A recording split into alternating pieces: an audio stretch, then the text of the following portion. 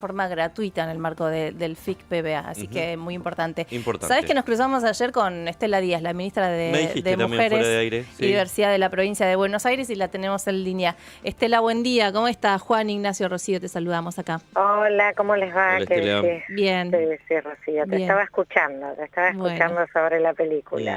¿Qué sensación te dejó así rápidamente la peli? La verdad que es que me parece que es una muy buena realización. No sé si es la primera película que dirige Dolores Fonsi. No, la segunda. La segunda. Ah, sí. la segunda. Sí. Bueno, me parece, además de una excelente actriz, que es también una muy buena directora, ¿no? Estos grandes talentos de mujeres como ella, que además toman temáticas sociales tan importantes.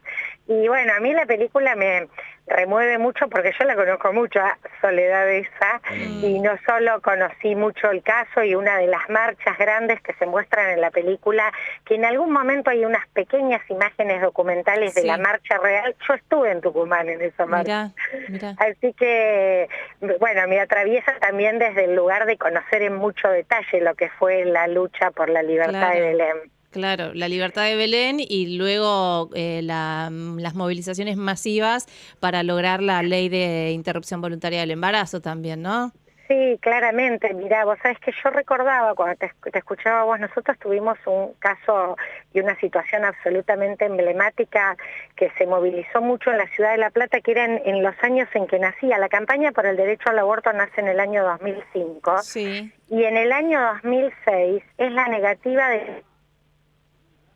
a una chica que conocimos por las siglas, el MR, que con un retraso madurativo, abusada por un tío, violada por un tío, lleva un embarazo, se llega hasta la Corte Suprema Corte de la provincia, le dicen que sí, que es clarísimo el Código Penal, no había ninguna discusión. Desde el año 1921 ese aborto era legal en la Argentina.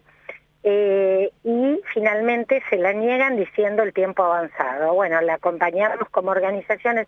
Hubo una película que se llamó Vicenta, con una animación, con una técnica hermosa, bellísima, de muñequitas de plastilina, donde la hacen a la mamá, a la hermana, a la propia chica con estos muñequitos, y que narra esa historia en la voz de Liliana Herrero. Y fue un caso que llegó internacionalmente, es más, desde España, médicos argentinos que tienen clínicas le ofrecían pagarle todo para llevarla a hacerle la interrupción del embarazo, y no se pudo porque el papá no autorizaba, la mamá la crió sola. Y bueno, también, ¿no?, esas situaciones emblemáticas de lucha, nos movilizamos como movimiento en ese momento, finalmente se hizo la interrupción del embarazo, y ese caso se llevó a las Naciones Unidas, al Comité de Derechos Humanos, y el Estado argentino reconoció la vulneración de derechos, los protocolos de interrupción para los abortos que eran legales en ese momento surgen de ese tiempo de lucha, indemnizaron a la familia, fue además la primera indemnización económica que la provincia reconoció, porque bueno, había ahí toda una cosa legal que no voy a explicar porque es engorroso que no lo hacían. Así que bueno, todos los jalones en esa larguísima lucha, estamos hablando del año 2006, 2007, por ese caso, la provincia de Buenos Aires crea, es el primer área de salud, estaba Felipe Solá de gobernador, crea el protocolo para la atención de la interrupción del embarazo y para la atención de la violencia sexual, el primer protocolo, año 2007, y un programa de atención de violencia en el sistema de salud. Mirá vos. Así que bueno, mucha historia, ¿no?, para contar. Te escucho y pienso también, bueno, cómo Argentina fue ese ejemplo en el mundo por todos estos avances que de alguna manera surgen de injusticias atroces y del propio movimiento popular, ¿no?, de los movimientos feministas que logran este tipo de cuestiones y de avances. Y lo pienso también en este contexto tan doloroso en el que tenemos que hablar de un triple femicidio con características nuevas, quizás inéditas, que no se habían visto en la Argentina, que están vinculadas al narcotráfico. ¿Cómo estás viendo, Estela, esta cuestión del femicidio de Brenda, de Morena y de Lara, que aparecieron, bueno, sus restos en una casa en Florencio Varela? Mira, seguimos con mucho dolor, con una consternación, ¿no? Es tremendo lo que ocurrió, y no no podemos dejar de sentirlo por el cuerpo, cómo nos atraviesa ese dolor, eso que haya ocurrido un crimen de semejante modo, en una espectacularización del modo en que se hizo, cuando se ha conocido algunos datos de autopsia y la confirmación de que incluso se hizo una transmisión del momento en que las torturaban y las mataban. Mira, esto que una dice, ¿no? El narcotráfico es un crimen transnacional, es un mundo de la violencia y muchas veces de la violencia más extrema. Se lleva la vida de montones de nuestros pibes, en casos por consumo y en casos por la narcocriminalidad directamente, sí. Y hay en esa trama un modo de el poder machista, patriarcal, de dominación y de los roles que a las mujeres se les dan en esos casos, y acá vemos en este triple femicidio el modo de la exposición de esos cuerpos que dan como múltiples mensajes. Nosotras recordamos, quien escribió hace mucho tiempo sobre esto es Rita Segato, donde planteaba los mensajes de la violencia en el cuerpo de las mujeres. Ella estudió la situación de Juárez en México.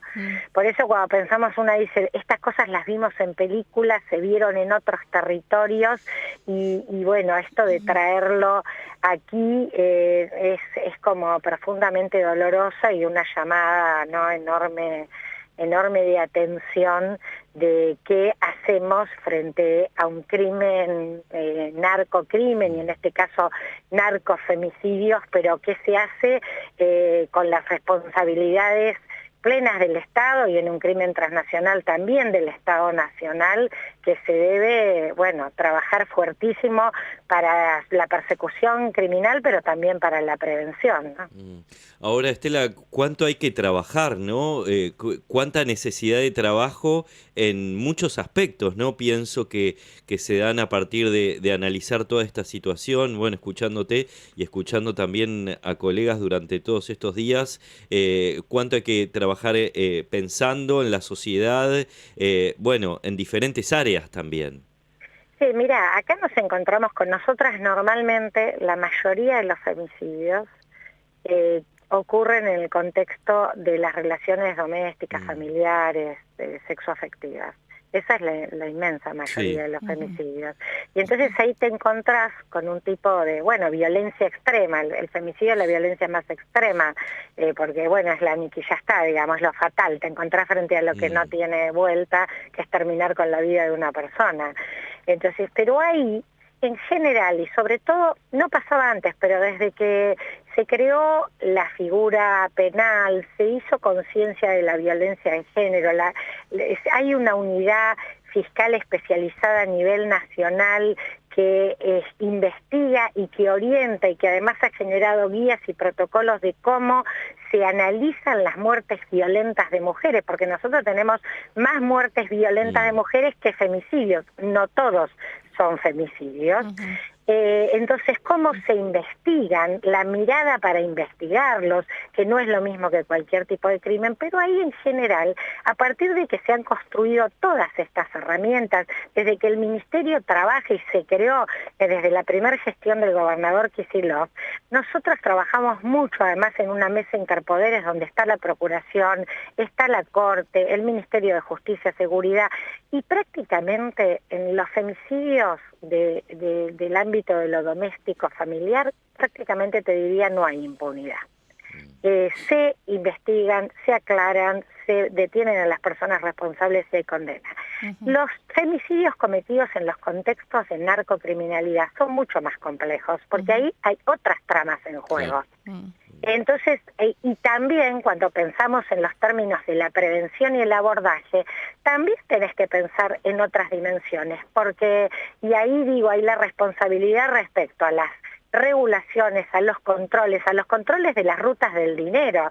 Digo, ahí la posición del Estado Nacional. Nosotros hemos visto el planteo de blanquear plata sin explicar de dónde se viene.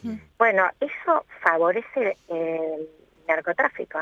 Sin dudas, Estela, el contexto, ¿no? Está siendo muy, muy difícil y muy peligroso, ¿no? Para las mujeres, para los contextos vulnerables. Digo, también escuchar un presidente que pide que no exista más la figura del femicidio, que no existe la violencia de género, que baja un discurso de odio, ¿no? Misógino casi todo el tiempo. El contexto de pobreza también, ¿no? Ayer se dieron a conocer números que no... Claro. Que el Estado hay que destruirlo, que las mafias son mejores que el Estado. Nosotros hemos escuchado eso. Un aliento a la violencia, en aniquilar a lo diferente, digamos, todas, contexto, y además también políticas económicas que recrudecen las condiciones de pobreza, de desigualdad, de destrucción de empleo, el entramado, digamos, el sálvese quien pueda y pensar en ganar recursos rápidos y fáciles, ¿no? Con que inversiones cripto, esta idea que a veces y también algo que se ha agravado post pandemia, que nosotras lo vemos muy presente todo el tiempo en las intervenciones, que son los temas de consumo y de salud mental y precariedades de la vida, el crecimiento de la informalidad laboral, son todos factores sociales que también crecen las violencias sociales de distinto tipo. Por lo tanto, hay que pensar lo complejo de los temas que se plantean y también que los abordajes tienen que tener múltiples dimensiones, pero siempre es con una perspectiva de un Estado que mejore su intervención en la presencia. Digo, a mí me parece que un ejemplo lo hemos visto, digo, que cómo se intervino frente a la desaparición de las 3 chicas para buscarlas. Lamentablemente dimos con sus cuerpos y por lo que sabemos además esto fue una trampa en la que las convocaron para matarlas. Hubo un trabajo ahí, Estela, articulado con el Ministerio de Seguridad. ¿Cómo vienen trabajando Seguridad, con eso? Inmediatamente. Nosotros tenemos frente a la búsqueda de personas protocolos, se las busca, se las empieza a buscar inmediatamente, esa idea de primero no, y es más, ya está trabajado que cuando se buscan mujeres, chicas, las condiciones, acá se sabía, bueno, datos personales que te dan en el momento, se tarda en sacar los flyers públicos, pero eso es también por el protocolo, no se sacan inmediatamente, porque para no exponerlas, porque a veces antes las 24 horas o antes aparecen, entonces, pero ya se las está buscando, todo eso está articulado, nosotras participamos en eso también con seguridad, con la procuración, y en este caso se puso todo el sistema de las redes de los servicios de monitoreo, porque, digo, si no, no se hubiese llegado. Digo, si no se hubiese puesto toda esta inteligencia a trabajar enseguida en torno al tema del seguimiento de los celulares. Bueno, hoy prácticamente no solo que hay personas detenidas, sino que hay pistas muy fuertes en torno a los responsables materiales, pero también a los principales responsables de esto. Y ahora la justicia tiene que actuar claramente, con profundidad, con celeridad, con la perspectiva de género en torno a esta característica. Entiendo que me decían que cambiaron la carátula reconociendo el ensañamiento particular por los cuerpos por ser mujeres, ¿no? Que es cómo se define el femicidio en nuestro Código Penal. Es importante que lo menciones porque vimos tratamientos mediáticos que realmente generaban muchísima preocupación, ¿no? Después de tanto tiempo de haber trabajado sobre estos casos, ¿cuál es el rol, ¿no?, que tienen que tener los medios? Me parece importante también que nos des tu mirada sobre esto. Mira, porque no es menor, estamos en una disputa que también es cultural. Acá no hay víctimas buenas o víctimas malas, acá hay femicidio, las mataron a las 3, y hay 3 pibas que nos faltan.